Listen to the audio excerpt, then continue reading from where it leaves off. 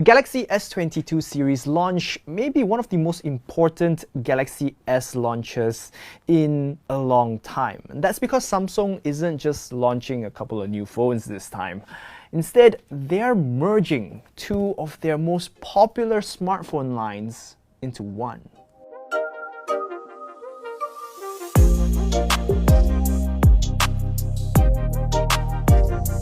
For starters, there are three phones launching this year: the Galaxy S22, Galaxy S22 Plus, and Galaxy S22 Ultra. All three smartphones have top-of-the-line internals, with the main star being the Snapdragon 8 Gen 1 processor at its heart.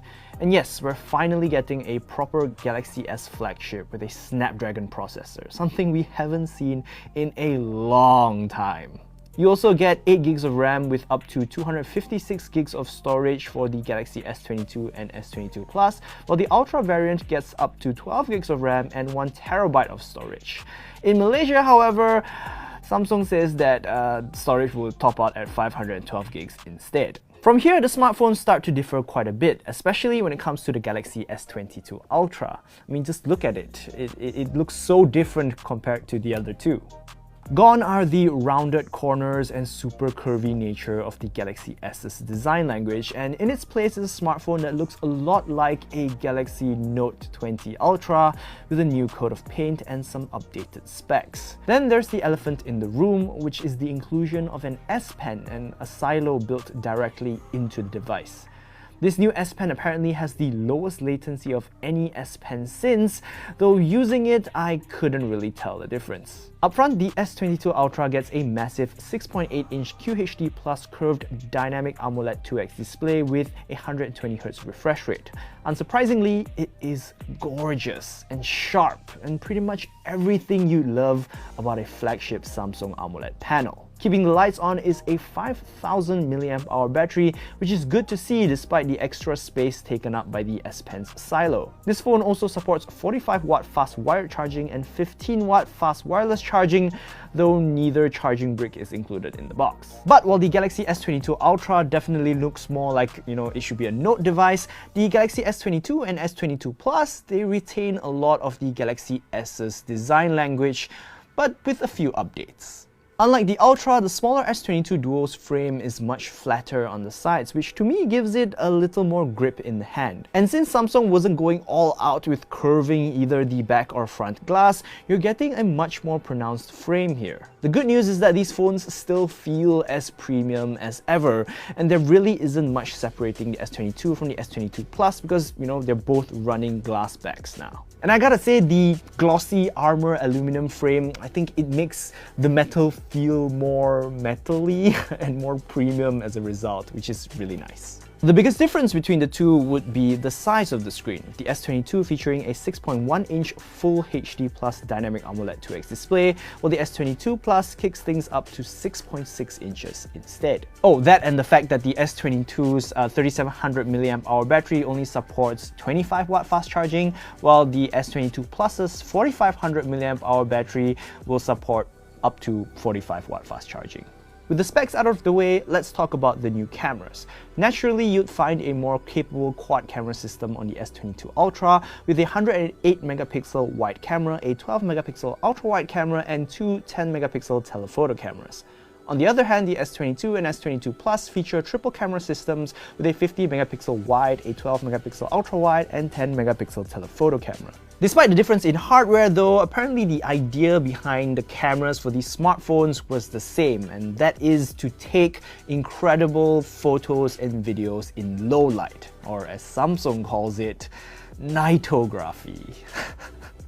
The bad news is I only got to spend about a hot minute with either device, so there wasn't a whole lot of scenarios that I could take photos in, but from what I saw after using the cameras, it was enough to get me excited to want one of these phones to do a camera comparison. What was particularly impressive to me was the color reproduction. Where previous Galaxy S low-light photos looked a little bit washed out, this one seems to do a really good job. It struggles a little with dynamic range, but the vibrance I was getting from the photos were very impressive.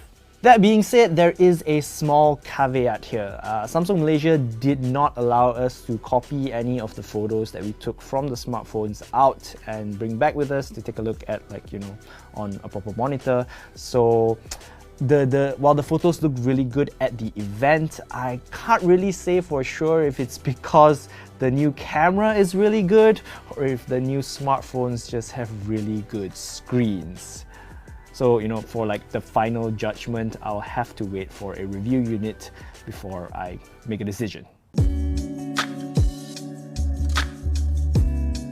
Now, if you started watching this video wondering whether, you know, Samsung actually combined the Galaxy S line and the Galaxy Note line together, the answer to that question is yes. But if you are also wondering whether they did it the right way, well, I'd probably say no.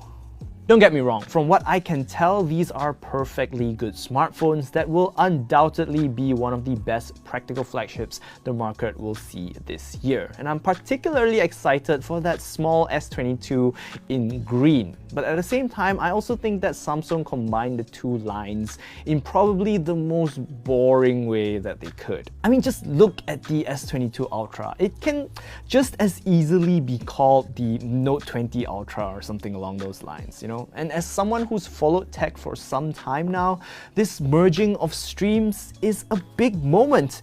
And I think Samsung should have taken their time to produce something truly unique and revamp their whole flagship smartphone lineup. I don't know, like maybe have a new design that sort of pays homage to the Galaxy Note design language while also retaining some of the curvy aesthetics of the Galaxy S, you know. That would have been cool. But no, instead what they did was basically replace the Galaxy S Ultra with what could have easily been like a Galaxy Note Ultra. And that, to me, is what I'd call a wasted opportunity. But that is it for this video. Thank you so much for watching. I hope you enjoyed it. For now, we don't have details on the pricing.